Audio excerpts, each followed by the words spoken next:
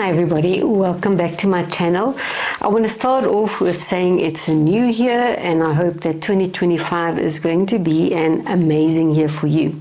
Now, I must be honest, 2024 was quite a challenge for me, so I didn't do as much as I would have liked to. I didn't get time to do regular YouTube channels because of health issues that I had. But I'm back. I am full of energy going into 2025, so I am really looking forward to spending some more time with you.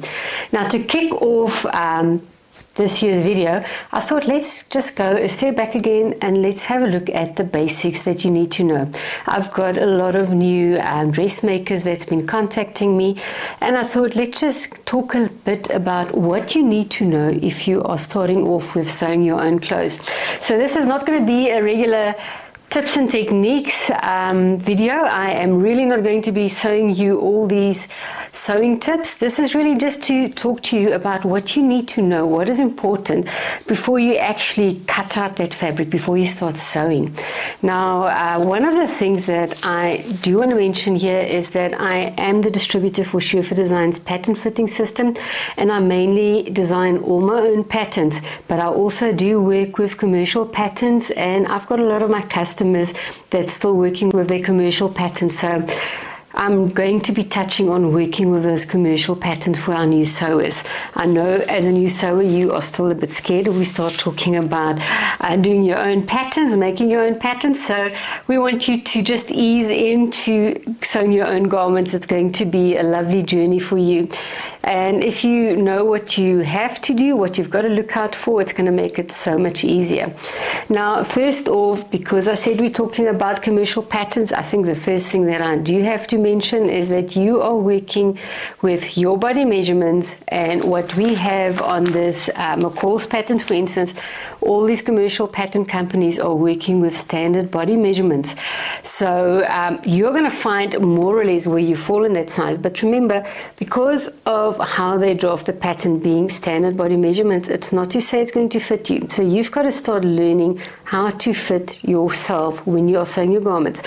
We want you to, when you are sewing something, it's going to take time. We want you to make a success out of it. You've got to make sure that garment is going to fit you, that you're feeling comfortable.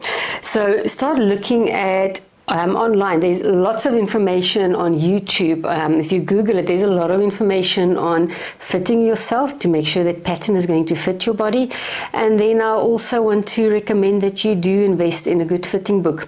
Now, the book that I'm going to be sharing with you, and you can see it here, is one of my first fitting books that I bought, and it's really good for a new dressmaker. It's talking about working with those commercial patterns as well, and the visual of it, showing you photos of where those drag lines are, what do you have to do to correct the fit. That is going to be very helpful. But also remember that fitting is a continuous learning curve, because you might be working with a McCall's pattern now and you get the fit correct on this pattern you're working with. When you are going to your next commercial pattern, you've got to go through that whole process again, and then you might find that there's other things that you have to tweak again. So don't give up, don't get impatient with yourself, if I can put it that way. Just enjoy it, learn. It's an amazing thing to be able to sew garments that's going to fit your body. So now the first thing that we are going to touch on, and as I said, this is just going to be a casual chat, just to give you this information. It's stuff that I wish I knew when I started sewing. I had to also just learn along the way, make my mistakes. So I think the first thing that I do want to mention, and this was one of my biggest downfalls, is know what suits your body, what style works with your body. I was at a stage, I would see a lovely pattern, or someone would say, oh, I made this from that pattern, and I want to try that pattern, not thinking, well, that style is not really my style. So I did make a lot of stuff in the beginning of my sewing journey that actually ended up in the dustbin. For me, it was then a learning curve as well, because then I had to realize that, you know what, not everything works with your body, no matter if I was in my 20s. So now being in my 50s, I think I made peace with how my body looks, and I'm now dressing my body the way it is now, and that is where we want to be when we are sewing for ourselves. We're dressing our body as it is at that moment. Don't wait to go on the diet, go and do the exercise, because then you're never going to sew for yourself. So the other thing that I also want to mention, and that was also a downfall for me, and I'm talking now what was my downfalls when I started sewing, is I would see a beautiful fabric and I've got my pattern and I'm not considering the drape of that garment that they've got on there, and I will just purely buy the fabric because I love the fabric. Now you've got to make sure that if you are looking at a pattern, and I just want to see if I've got another pattern here, yeah, I've got another McCall's one, you've got to look at it and you've got to say, well, I can see there's drape, the fabric is draping beautifully, or there's gathers or anything like that. So I can see that they made the sample in a soft fabric. So I've got to realize fabric is really important when I am going to be sewing a specific pattern. If I'm going to go with a really stiff fabric and it's a really drapey look on there, I'm not going to get the same results, and I'm going to be unhappy at the end on how that garment is sitting on my body. So I think just looking at the pattern pieces or the patterns in front of us, that's the first thing you've got to decide. You're not just going to jump in and start cutting a pattern and start sewing. Make sure you understand what fabric is needed. Make sure that you also know what ease is in that garment, and that you are going to find on your patterns. A lot of the patterns will, for instance, on the back tell you that it's loose fitting. This one says it's a loose fitting lined vest or jacket. It might say that it is a slim fit, anything like that. I know not all the patterns are giving us that information anymore, but I know on most of my McCall patterns, let's see if this one is doing it as well. Again, it says a loose fitting unlined jacket. Then it's telling me for the t-shirt top, it's a fitted pullover top. So can you see, I'm already knowing now, okay, this is meant to be loose fitting, this is meant to be fitted. So that's also going to guide me when I am choosing my size. Now, when we are looking at the pattern that I'm going to have in front of me, it actually comes from this jacket pattern of McCall's. It's for woven fabric, meaning it is non-stretch fabric. I'm not going to be touching on stretch fabrics today. I'm planning more videos for you in January where we're actually going to be talking about sewing with stretch fabrics, and we're going to be sewing a t-shirt together. We're going to have a little bit of a sew along. So I just wanted to make you aware that this is just general information that I'm sharing with you right now, things that you need to know. Now, I determine my, let's say, the ballpark where I'm going to be on this pattern sizing by using the standard measurement. Then I go to my pattern piece, and that's where I decide what size do I want to do. I'm going to look at what is the finished garment measurement. Now, if we look at our commercial patterns like your McCall's, your Buttrick and that, on the front pattern piece is where you're going to get the final garment measurement around the bust area. This one I've just brought it in so you can see I've got the sleeve as well, which is also giving me the final or the finished sleeve measurement. Now I know what my bust measurement is. I can go now to size 16, and here I've chosen the size 16. I just want to double check. Is it 16, 97 centimeters or 38 inches? If I go and look at the size 16, I can see that the finished measurement is 116 centimeters, and that is 45.5 inches. So I can see there's a lot of ease built in there, and it's told me on the envelope of the pattern that it's loose fitting. So I'm not going to worry too much to think, well, I want to size down or anything like that. I'm going to stick to it then on that measurement. Again, with this jacket, it is an outer garment. I'm going to wear it over another top, so I need that ease. I think let's just take a step back. I'm talking about ease here, and as a new dressmaker, you might not be aware what I'm talking about is ease. When we are sewing for ourselves, we've got our body measurement, but when I'm making clothes, there's got to be wearing ease in that clothing that I'm wearing. Now, sometimes there's design ease, that is additional ease onto that wearing ease. But if I'm talking about ease, it's really your body measurement plus a certain amount that's going to allow you to move in your fabric. So there's also another thing you've got to be aware of: what you like, what sort of tops are in your cupboard, how much ease is in those tops. So you can really go and measure that top and compare it then to your body measurement to see what you like. Now let's go back to the pattern. I know I'm jumping back and forth, but as I said, we are just chatting. It is not a tips and techniques video. As it's coming up, I'm just trying to share this information with you. But in any case, that is where I'm going to go to. If it told me it was a fitted garment, then I'm going to know, you know what, that's too much extra additional fabric on my body, then I might look at sizing down. Now looking at the sleeve, I just wanted to bring this in as well on a size 16. Then there I can see my finished sleeve on that bicep is going to be 14 inches or 36 centimeters. Now my bicep is 34 centimeters. That gives me 2 centimeter ease. It's about 3/4 of an inch. So here I know already, before I even fitted this pattern to my body, I know that I am going to have to do an alteration to the sleeve. I've got to give myself more ease. On a jacket, I would say your minimum ease you want there is 2 inches or 5 centimeters. I tend to maybe go a little bit more, because if I'm wearing a long sleeve or slightly thicker knit top underneath the jacket, I do want to have movement as well.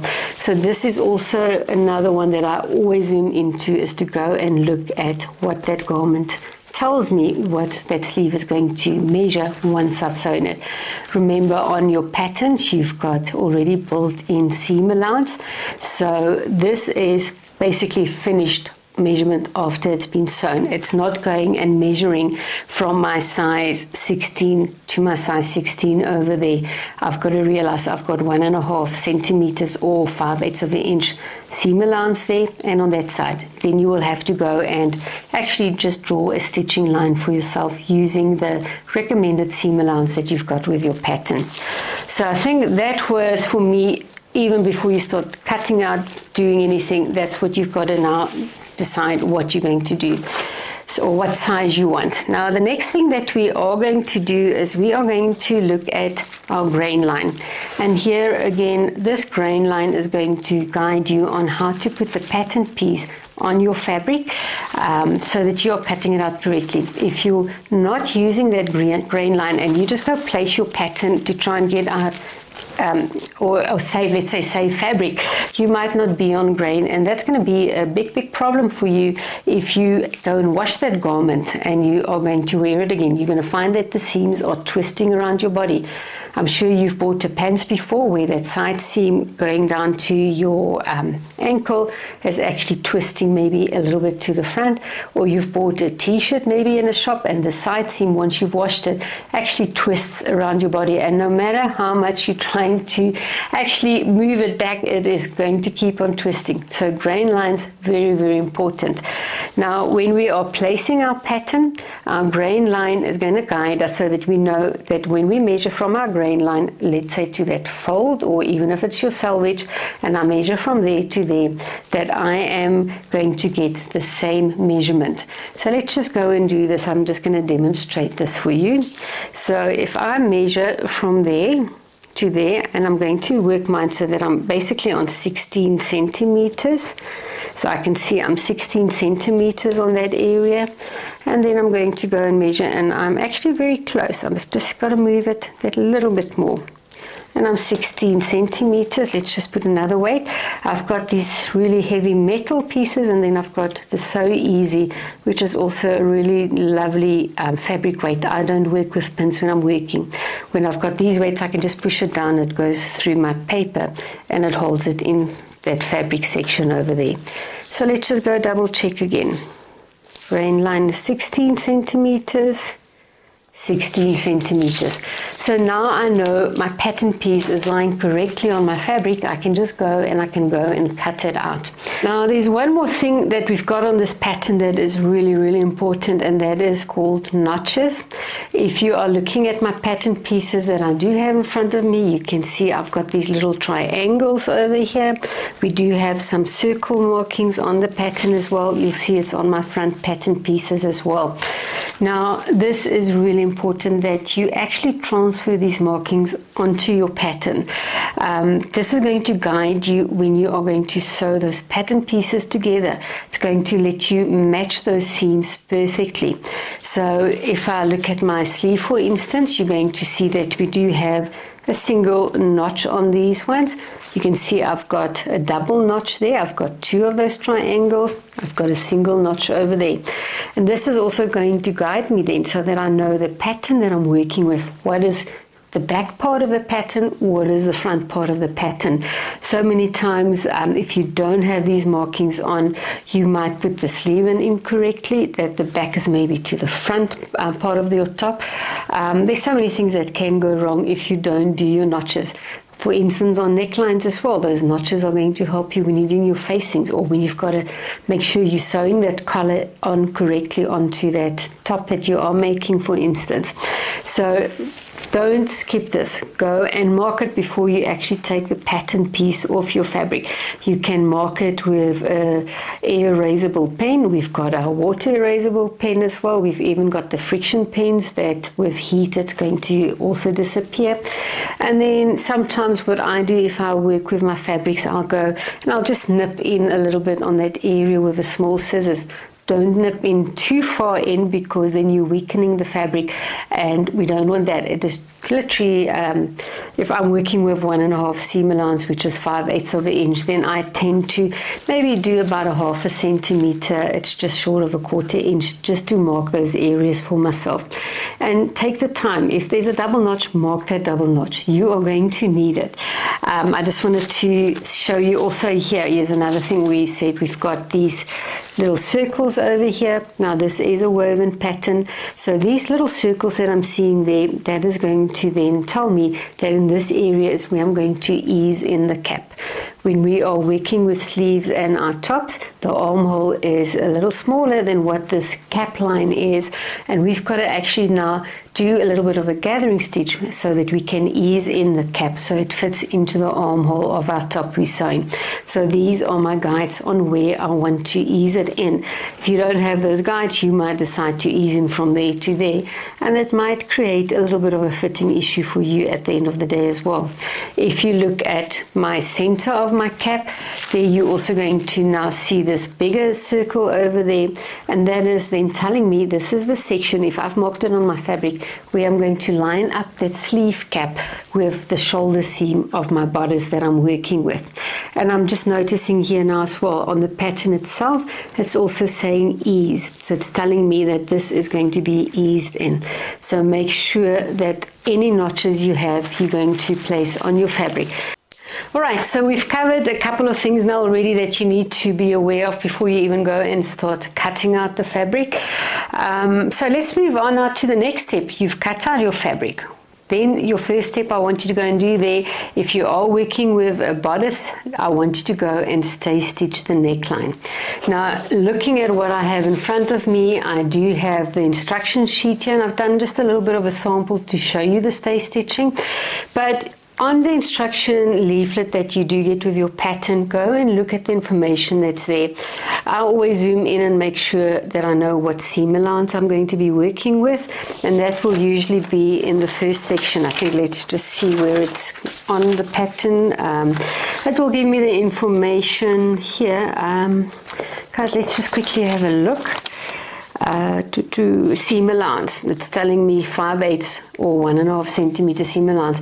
And I'm mentioning this because we do have our independent pattern designers where you're going to buy maybe a digital pattern, and you are going to then go and look, and you'll see some of them, if it's for stretch fabrics, they're working with maybe 1/4 inch, which is 6 millimeters, or they might be working with 1 centimeter, which is 3/8 of an inch.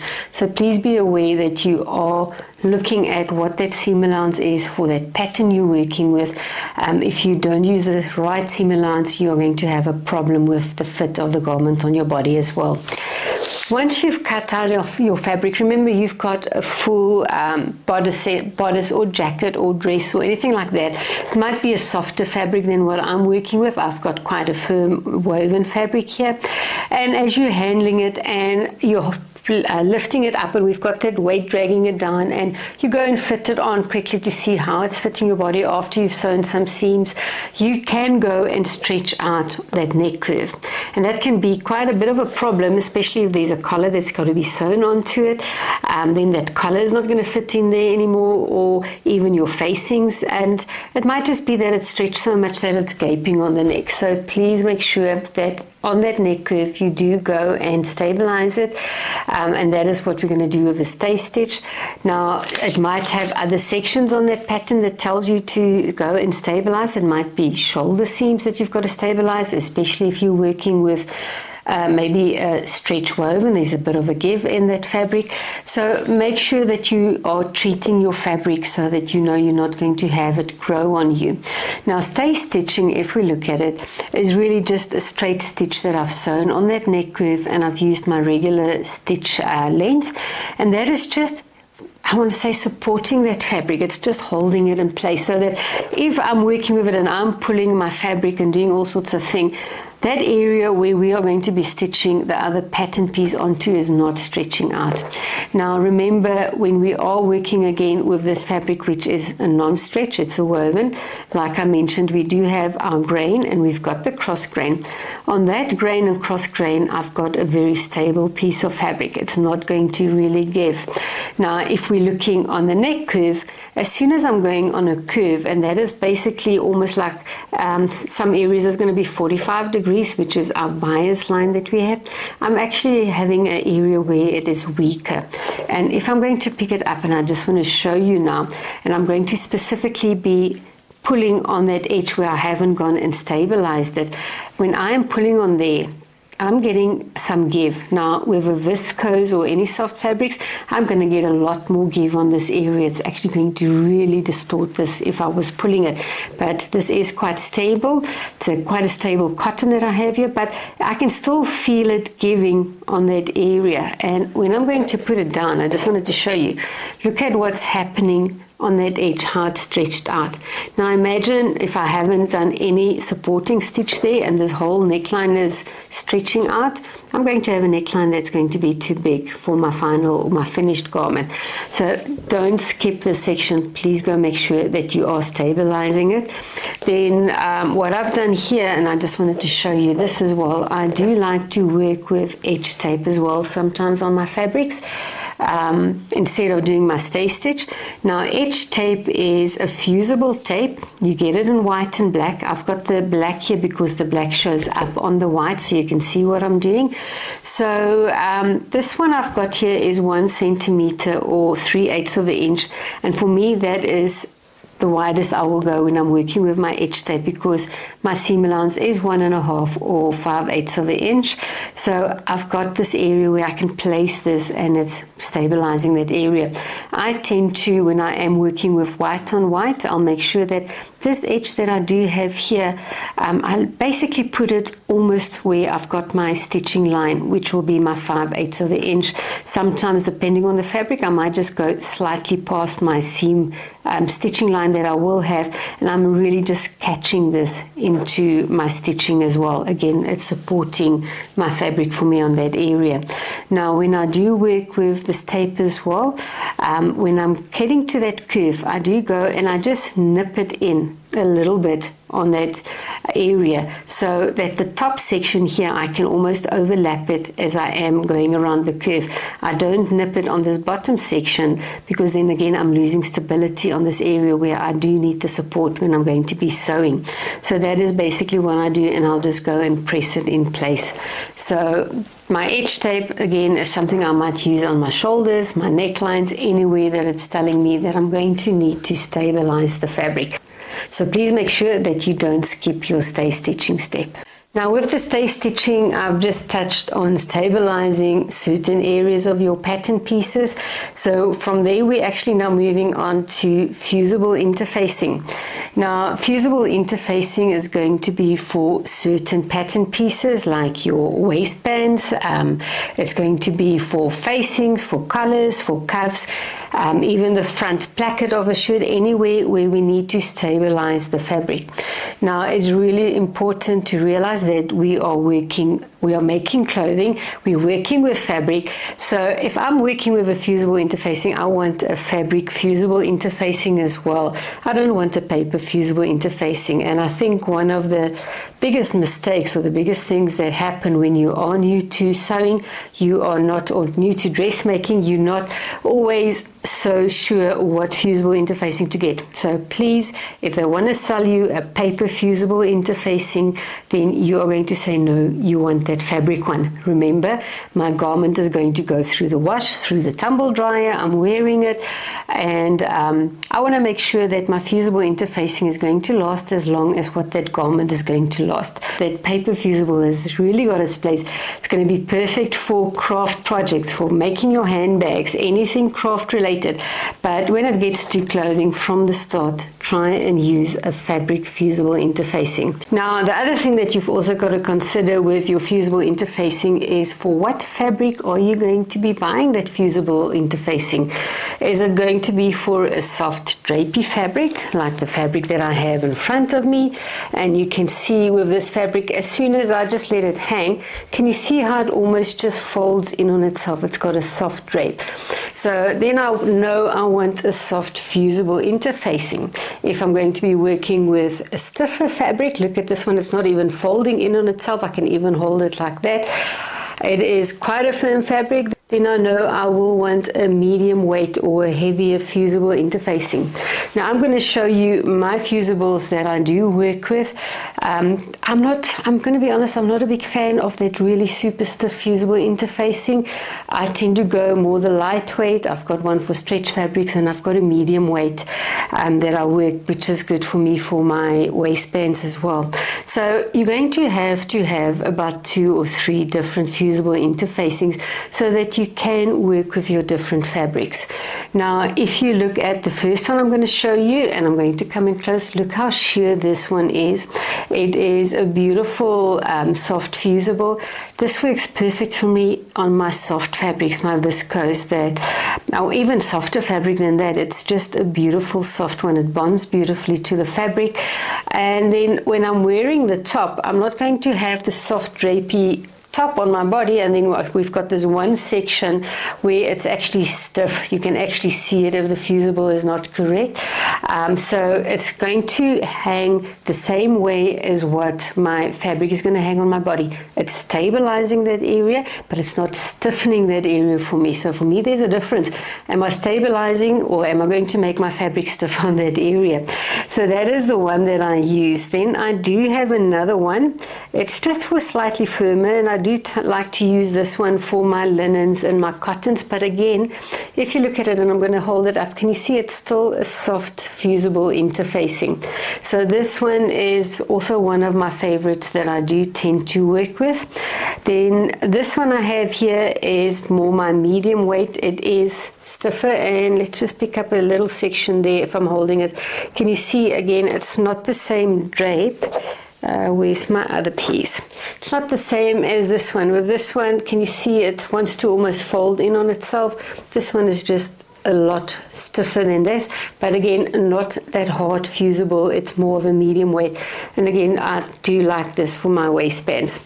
And then my last one that I do have, and this is always good to have in your stash as well, is the fusible interfacing for your stretch fabrics.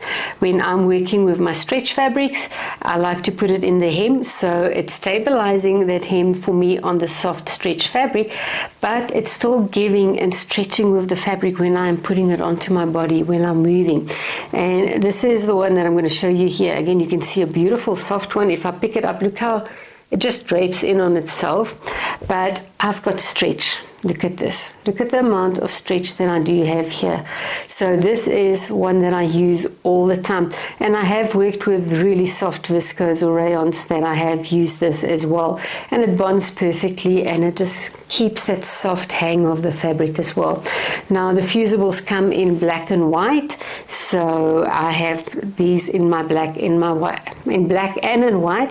So for my darker fabrics, I do go to my black fusible interfacing. My lighter ones, I go to the white. And then the last thing on our fusible interfacing as well, that if you are going to feel the fusible, you're going to feel that on the one side it almost feels like there's a little bit of sand on there. That is just the glue side, and that is the side that's going to be facing down onto your fabric. Remember also, when you are going to be pressing this, you do want to put a pressing cloth over it so you don't have any of the glue coming and sitting on the bottom plate of your iron. Now, if you do want more in-depth information on working with fusibles, how to press it, anything like that, please have a look at the link in the description box. I have done a previous video where I've gone into detail on how I press my fusible so that I've got a perfect bond between my fusible interfacing and my fabric. Now, the last thing I'm going to touch on is pressing. Now, pressing is so important. This is going to make or break the project or that garment you're working with. It's going to be the difference really between having a professional look or having a homemade look. So please don't skip this section. So when we are sewing, when I sew a seam, or I've sewn a couple of seams, I make sure that I go and press all those seams. Yes, it takes a little bit of extra time, but remember, when we're sewing for ourselves, it is a slower process. It's not walking into a shop and going and buying the finished garment. So make sure that you give yourself that additional time so that you can press as you go. Now, when we are pressing as well, it is really just pressing down on that seam. You are not going to be ironing a garment. It is not that back and forth motion. If you're working with a dot, it's pressing. If you are working with the collar, it's pressing. We don't want to distort that fabric by having this movement of ironing on it as well. So let's have a look at what I do have in front of me. So I've got my tailor's ham, and you can see it's got a little bit of a shaping to it, and this allows me to go and press my bust darts. Anything on my garment that's going to have a bit of a curve, I can go and press it on here. This is a sleeve roll that I use, or sometimes just for a longer piece that I need to go and press, and it's a slight curve, maybe my hip curve, anything like that. I do go and use that as well. Then I've got my clapper. It really just gives me a flat seam where I am pressing it. So those are my three things that I use. I do have other figures as well, but I don't want to show you too much. I have pressing rulers. I've got my pressing cloth. Oh yes, pressing cloth is important. You want to make sure that you are not burning or damaging the fiber of the fabric you're working with. So always when you are pressing as well, make sure that you are going to test your fabric to make sure that you are not going to get a bit of a shiny section happening where you're pressing. Best to always test, that's all I can say. Now again, I do have a lot of things because I've been sewing for years, but as a beginner dressmaker, you might find it overwhelming and you're going to say, but I can't get all these things right now. If there's one thing that you can get, you are going to get a tailor's ham for yourself. These other goodies can come later as you are growing your sewing goodies that you are going to be using, but try and get this. If you can't get a tailor's ham yet either, just take a towel and roll it up so that if you are doing the dots, there's a little bit of a curve at the edge of that towel that you rolled up as well. Now, talking about dots, and I just wanted to show this to you, here I have done a bit of a dot sample just to show you the way I've pressed it. It actually looks beautiful on that area where it's curving. Now remember, dots gives curve to that flat fabric, it contours it to our body. Now a lot of times when you do see someone's dot that they've sewn, you will find on this section that there's either a bubble happening there, or it's even just denting in and making a funny little dent like what you're seeing there. Now that can happen when I'm not allowing the fabric to actually follow the contour of what is meant now when we've sewn that dot in. I hope it's making sense, but I don't know how else to explain it to you now. If I've got to go and take this fabric now and put it down, can you see the curve that I've created there? So this, let's say this is a bust dot that I have there. It's following the curve of my bust, for instance, going on that curve. Now, if I'm not working with my tailor's ham and I'm going to be pressing this flat on my ironing board, what happens? As soon as I start start pressing it flat, this area there, I start stretching it a little bit because I'm concentrating so much on getting the dart flat that this area actually starts stretching. And that is then when we get that we've got a little bubble or a little dent all the time showing there as well. Look, it's important to also make sure that when you are sewing the dart, that when you get to this point, you are finishing it off perfectly. You don't want to be too far away from that edge. So you want to make sure that in the first place that your sewing technique when you're working with darts are correct as well. But for me now, and I'm just going to put it on my tailor's ham, when I am pressing any darts, I make sure that the tip that I have over there just goes over the edge that I have there. I try to not have it too much up because there I can still get a little bit of a stretching if I'm going to press there. So I really bring it all the way around, and you can see how the fabric's hanging. Now I can press, and I literally just touch it there with my iron on that section. So for me, this is really, when you're going to be doing darts and that, this is going to really help you so much with your pressing. So that's it for today's video. Go and subscribe to my channel if you haven't subscribed yet. As I mentioned earlier on in the video, there's going to be a t-shirt sew along happening in January as well. So if you are subscribed, you will get the notifications as soon as I do add those videos to my channel. If you're following me on Facebook at the Schurfer Design South Africa Facebook page, I'll also put the notifications on there to say that the new videos are on as well. So go and enjoy your sewing now. Go look at the fabric that's in your stash if you've already built up some fabric. Go look at patterns that's available and just enjoy the journey. So I'll talk to you again in the next video. Take care.